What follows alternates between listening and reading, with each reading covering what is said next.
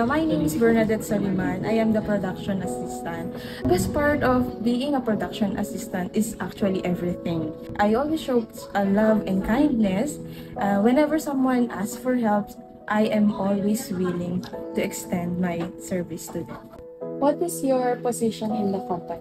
Hi, I'm Jerlyn Angeles, a solo parent raising three beautiful kids. I'm an executive assistant and facility leader. I have been in the company for the past 13 years. What is the best part of your job?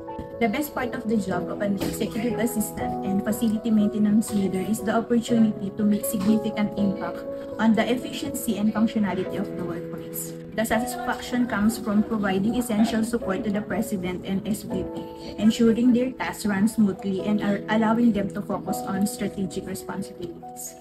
Name Anthony C. Cabellion po, maintenance technician. Ano pong best part ng trabaho? Best part po dun sa trabaho ko is we are allowed to explore other skills. So, hindi lang limited po dun sa skills na meron kami. Saka matututo kami dun sa ibang skills na pwede pa namin matutunan.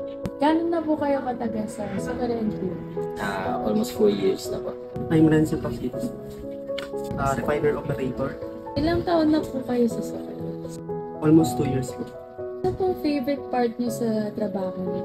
Yung favorite part po ng trabaho ko kasi gumagawa po ako ng chocolate. So, kapag successful po yung mga parameters na nakukuha namin, kung mag-meet yung standard, yun po. I'm James Abilionar, production line leader. Ang pinaka gusto ko po sa trabaho ay yung nakakapag-motivate po ako ng iba po naming mga kasama.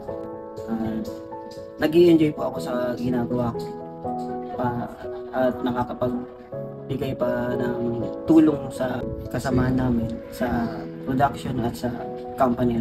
Gano'n na po kayo katagal? 15 years. Maria Aurita sa Kapan. Operator po ng Pipen 1. Favorite? Yung pag-ooperate ng makina. Ano po ina-operate niyo? Yung NEA. NEA po, the Orange.